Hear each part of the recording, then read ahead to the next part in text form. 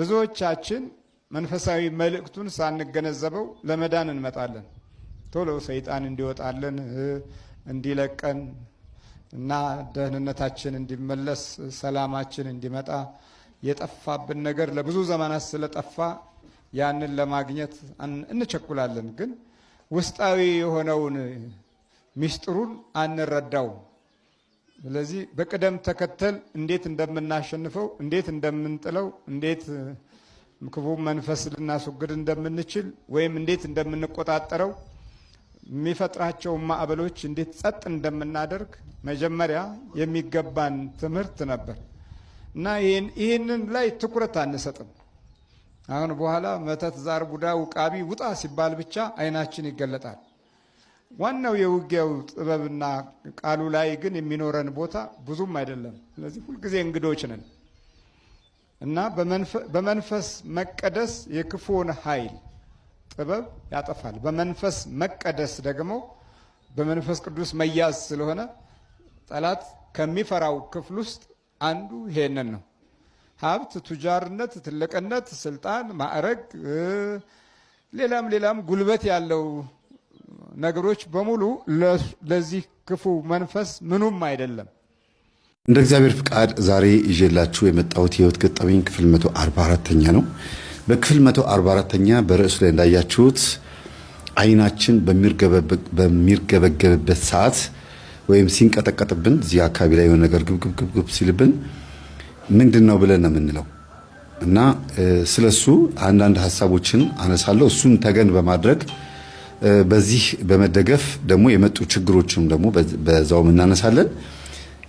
መልካም ቆይታ።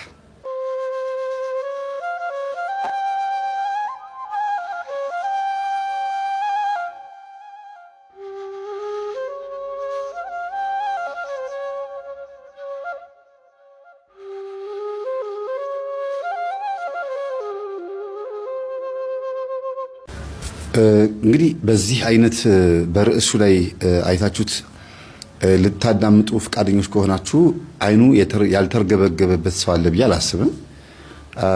በአንዳንድ ቦታ ላይ በተለይ በባህሉ በእንግሊዝኛው አይሊድ ትዊች ይሉታል።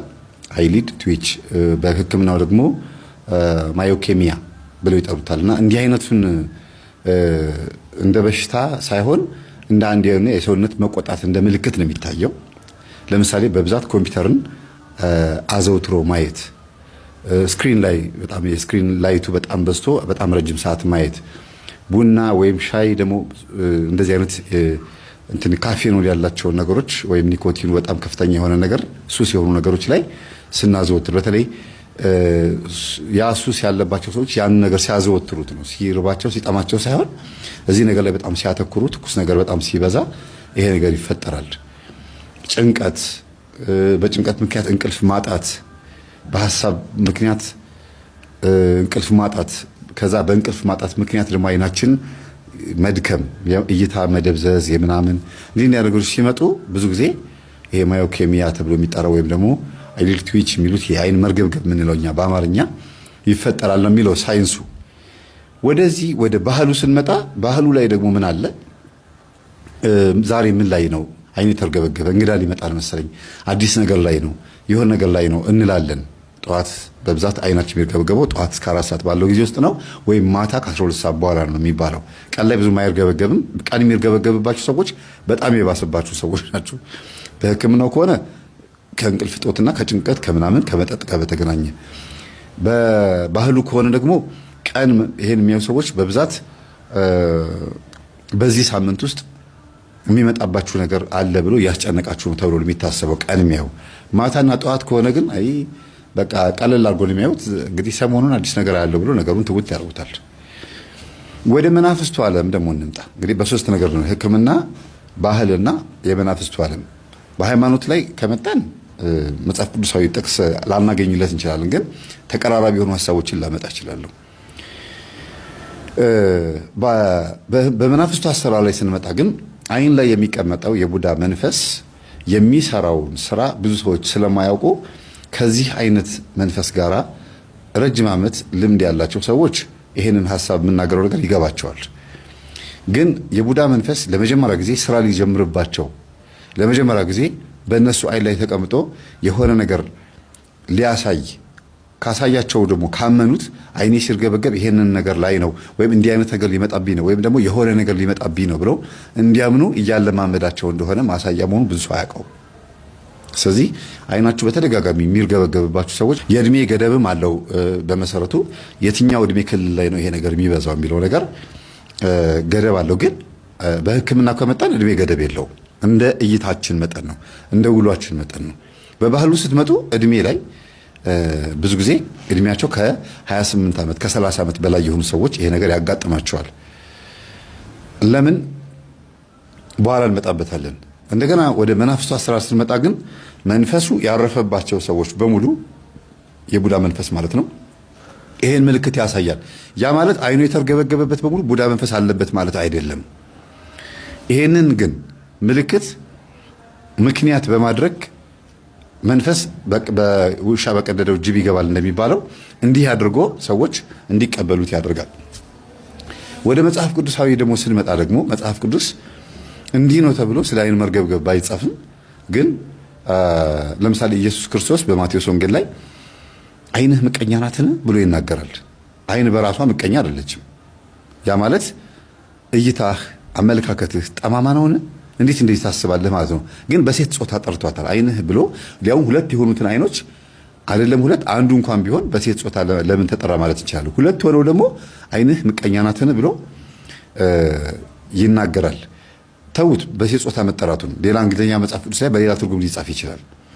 በቀጥታ ግን አይንን በራሷ እንደ ምቀኛ አድርጎ ክርስቶስ ለምን ተናገራት? ለዚህኛው 1 ዲናር ሰጠዋለሁ ደሞዙን የምከፍለው በዚህ ነው ብዬ ተስማማው። ለአንተ ስንት ከፍልሃለሁ አልኩህ አለው። ለኔ የምትከፍለኝ 1 ዲናር ነው። 1 ዲናርህን አስቀርቼብሃለሁ ሲለው አላስቀረብኝም። ታዲያ ለአንተ የሰጠሁን ይዘህ ለምን አትሄድም? ለሱ እንዳንተ አይነት ብር ስለሰጠሁት ለምንድን ነው ምቀኛ ሆንከው ብሎ ጠየቀው ይላል ክርስቶስ። እንግዲህ ይሄ በምሳሌ አድርጎ የተናገረበት መንገድ ነው። ሌላው ኢዮብ መጽሐፈ ኢዮብ ላይ ጠላቴ በአይኑ አፈጠጠብኝ፣ ጥርሱን ማንቀጨቀጨብኝ።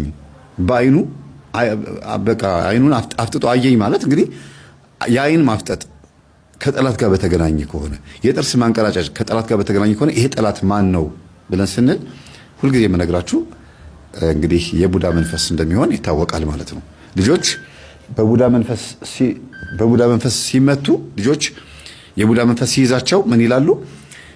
ጥርሳቸውን ያንቀራጭጫሉ፣ አልጋ ላይ ሽንታቸውን ይሻናሉ፣ እንዲሁም ራሳቸውን ያማቸዋል፣ ይባትታሉ፣ ይቃዣሉ ብለን እናስተምራለን።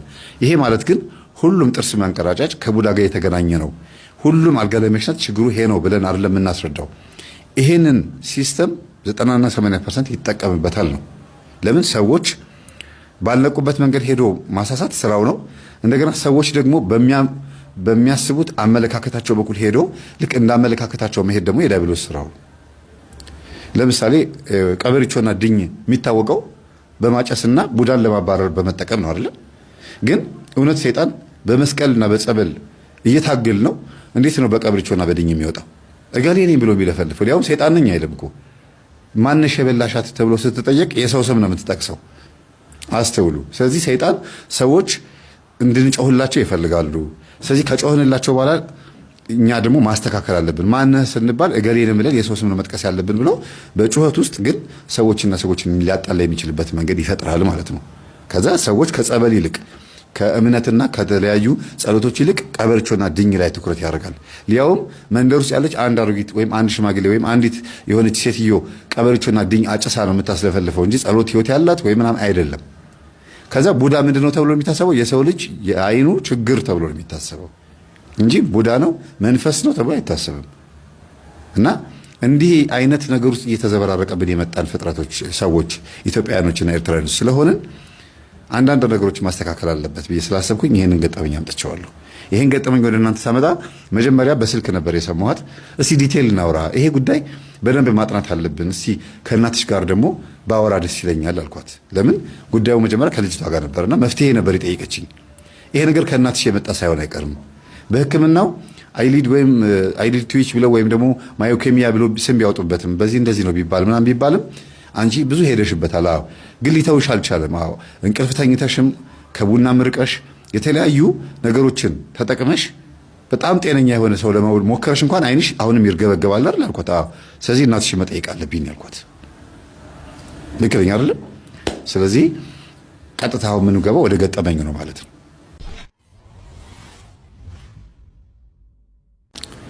እንግዲህ በዚህ አይነት ገጠመኝ ውስጥ ደግሞ ቤተሰቦች ራሳችሁ እንድታዩ መነጽሩ ወደ ውስጥ ማየት የምትችሉበት እንዲሆን ነው ማስተምረው እንጂ ሌላ ሰው እንድታዩበት አይደለም።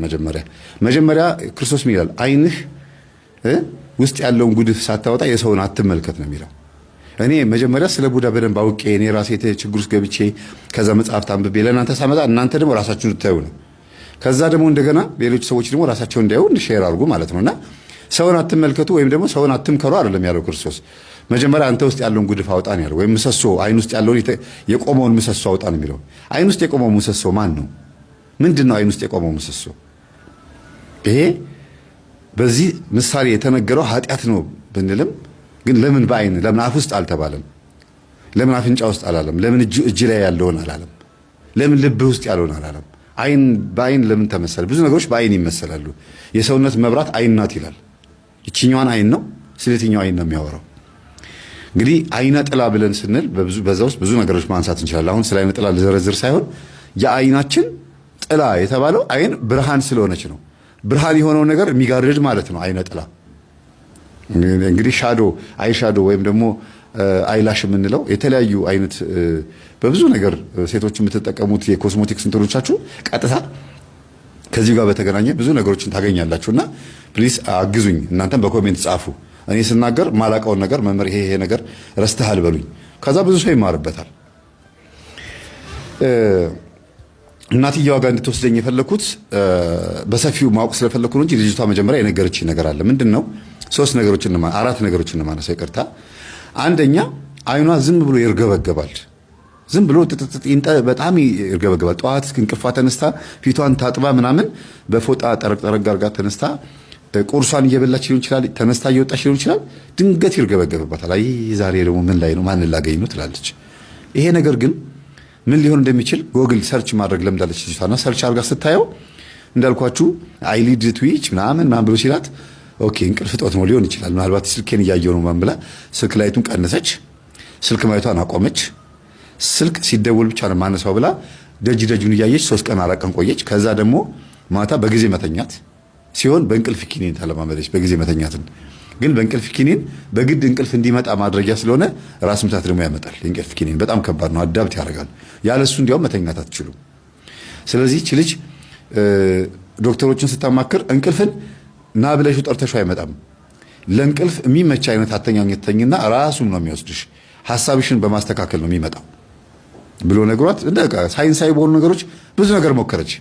ተኛች በደንብ እንቅልፍንም በጊዜ መተኛት ለመደች፣ በጊዜ መነሳት ለመደች። የበጊዜ መነሳት ማለት አርፍዶ መነሳት በራሱ 4 ሰዓት 3 ሰዓት ላይ 5 ሰዓት ላይ ከእንቅልፍ መነሳት ራስ ያማል፣ ዱካክ ይለቃል። ሙሉ ቀን ደብሯችሁ ነው የምትሉት። ድንገት ይመሽባችኋል። ድንገት በመምሸቱ ደብሯችሁ ማታ ደግሞ ደስ የሚል እንቅልፍ አይወስዳችሁም። ስለዚህ ጠዋት መነሳት በጣም ደስ ይላል። ቢያንስ በትንሹ በጣም ጎበዝ የሆነ ሰው 12 ሰዓት ማለት ምንም ሩጫ ምናምን ከሌለበት 12 ሰዓት ተነስቶ እስከ 1 ሰዓት ተኩል ድረስ ወዲያ ወዲህ ማለት ወይም ደግሞ ወደ ስራ የሚሄድ ሰው ከሆነ ለባብሶም ብሎ ይወጣል። በጣም አረፈደ ከተባለ 1 ሰዓት ነው። ከዛ ውጪ መሄድ አያስፈልግም ማለት ነው። ግን እንደ ስራችሁ ጸባይ ነው። ማታ እስከ 6 ሰዓት እስከ 9 ሰዓት ድረስ የሰራ ሰው ጠዋት በእንደዚህ አይነት ሰዓት ይነሳ ማለት አይደለም። የእንቅልፍ ሰዓታችሁን ግን አመጣጥኑት ነው ጉዳዩ። ለምሳሌ ማታ ሰው 2 ሰዓት የተኛ ሰው ጠዋት 1 ሰዓት 12 ሰዓት ቢነሳ በጣም አሪፍ የእንቅልፍ ሰዓት ነው። ግን ማን ነው በጊዜ 2 ሰዓት እና 1 ሰዓት የሚተኛው? አይደለም ሰው 4 ሰዓት እንኳን በጊዜ የተኛው የምትሉት አይደለ? እኔም ሁላችንም እና የእንቅልፍ ልምድ በጣም ወሳኝ ነው። እንቅልፍ በነገራችን ላይ የመጀመሪያው ትልቁ መድኃኒት የሚባለው የሰው ልጅ የስጋው መድኃኒት እንቅልፍ ነው። እንቅልፍ ብዙ ነገሮችን ያስተካክላል እና በግራ በኩል ነው የሚተኛው ይባላል። በእርግጥ ችግር ይፈጥራል። በግራ በኩል ብዙ ጊዜ የሚተኛ ሰው ሰውነቱ ላይ ወደ ግራው አካባቢ ላይ በጣም ተጽዕኖ ይፈጥራል። እኔ ራሴ ብዙ ጊዜ በግራ የተኛ ነበር። አሁን ወደ ቀኝ ነው መተኛት የጀመርኩት። ለምን? ተጽዕኖ ይፈጥራል። ሰውነታቸው ራሱ ወደ ግራ የመዞር ነገሮች ይመጣሉና ወደ ቀኝ ምንተኛው ጥሩ አይደለም። በእርግጥ በፊት ለፊት መተኛትም አንዳንዴ ከባድ ነው፣ ጨጓራ በሽታ ያስነሳል። በቀኝ ስትተኙ ደግሞ የበላችሁት ምግብ ሙሉ በሙሉ ወደ አፋችሁ ነው የሚመጣው። ለምን? ጨጓራችሁ ከረጢቱ የሚያዘነብለው ወደ ግራ ስለሆነ እንደዚህ የሚቀመጠው ማለት ነው። ወደ ቀኝ ከሆነ ግን እንደዚህ ነው። ከረጢት እንደዚህ ነው ይላችሁ ታያችኋል። ወይም ለምን እዚህ አላሳያችሁም? እዚህ ላሳያችሁ። አዎ ይሄ እንግዲህ የጨጓራችን አቀማመጥ ነው። ሰው በቀኝ በኩል ሲተኛ ምግቡ ቀጥታ ከታዘለው የጨጓራ ከረጢት ወደዚህኛው ወደ ተነጠፈው የጨጓራ ከረጢት ይደፋና አፋችን ደግሞ በየትኛው ትክክል ያለው በቀጥታው በኩል ባለው በኩል ነው። ስለዚህ ወደ አፋችን የመምጣት ድሉ በጣም ሰፊ ነው። በተለይ መረቅ ምናምን እንደዚህ ቀይ ወጥ ምናምን በልታችሁ ከሆነ ብዙ ጊዜ በግራ ነው የሚመከረው። ለምን ሄዶ ዝፍ ዝፍ ነው የሚለው፣ ሄዶ ቁጭ ነው የሚለው። ውስጡ እንደዚህ ነው ማለት ነው። አስቡት፣ እንደዚህ የሆነ ነገር እንዲህ ሲገለበጥ እንዴት እንደሚደፋ ግፍት ነው የሚለው አይደል? ለምን አዛዩ ይሄኛው ነው። እሺ፣ ስለዚህ እንዲህ አይነት ነገሮችን ማንሳት ያስፈለገው ለምንድን ነው? የሰው ልጅ በብዙ አይነት መንገድ የእንቅልፍ እጦት ይኖርበታል። እንቅልፍ እጦት ግን ያንን ነገር ሁሉ አስተካከለችው። የሚገርማችሁ ልጅቷ ጤነኛ ሆነች በሌላ ጉዳይ ላይ፣ አይኗ ግን መርገብገቡን አላቆመም ማለት ነው። እና እናቷን አንድ ቀን ጠየቀቻቸው። አይኔ በጣም ይርገበገባል፣ በጣም አስቸገረኝና ብዙ ሙከራ አደረኩ፣ ለማጥናት ሞከርኩኝ፣ አዲስ ሰው ላገኝ እችላለሁ አልኩኝ ምናምን እና በቃ አዲስ ሰው አላገኝም ወይም አዲስ ነገር አላይም፣ ግን አይኔ በጣም ይርገበገባል አለች። ልጅቷ ደግሞ ትንሽ መንፈሳዊነት አለባት። መንፈሳዊ ማለት ምንድነው? ጭልጥ ያለች የቤተ ክርስቲያን ሰው አይደለችም።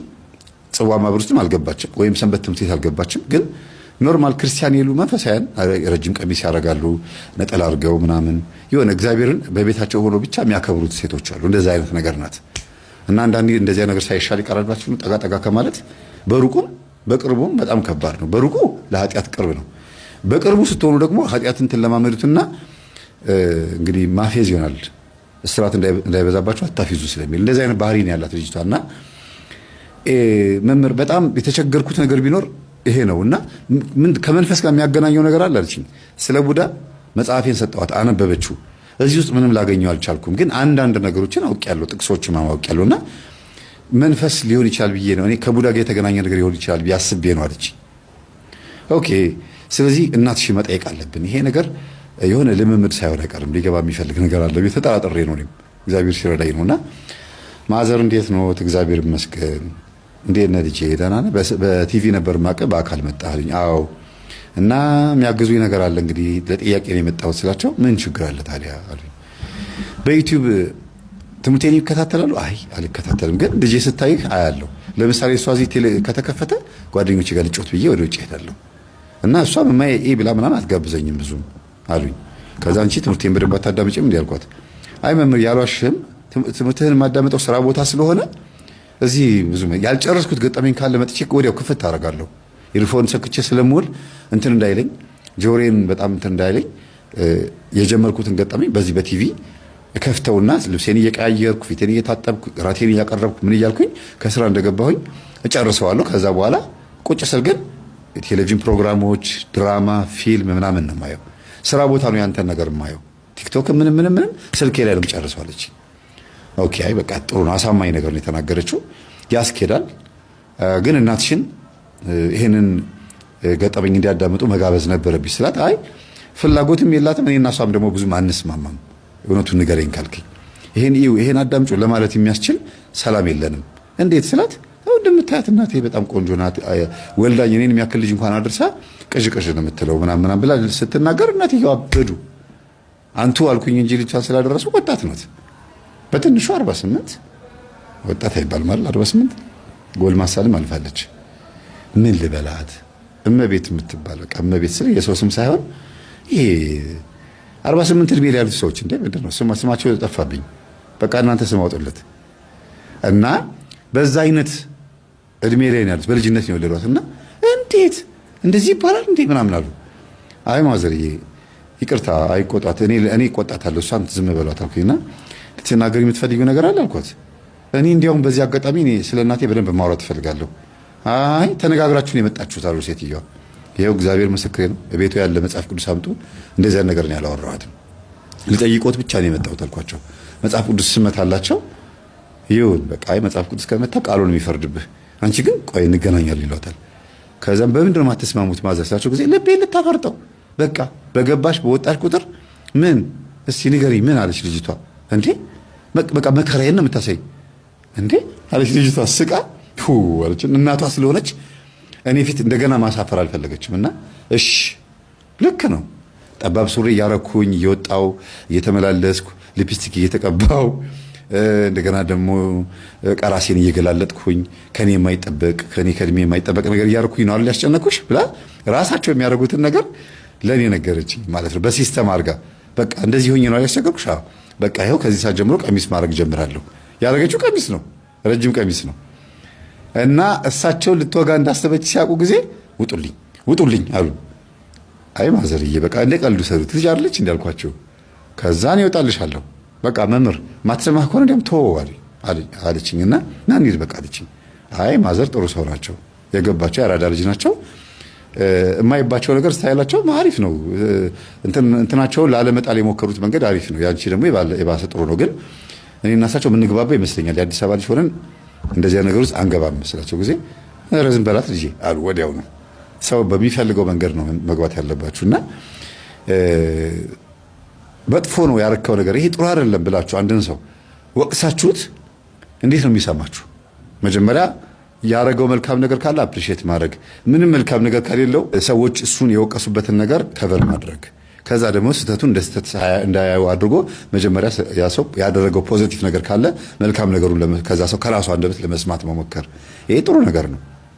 አዳም ወዴት ነህ ያልከኝ በፍቅር ድምፅ ፈለከኝ፣ አልብሰኝ ነጩን ልብስ እወድሃለሁ ኢየሱስ፣ አከብረሃለሁ ክርስቶስ።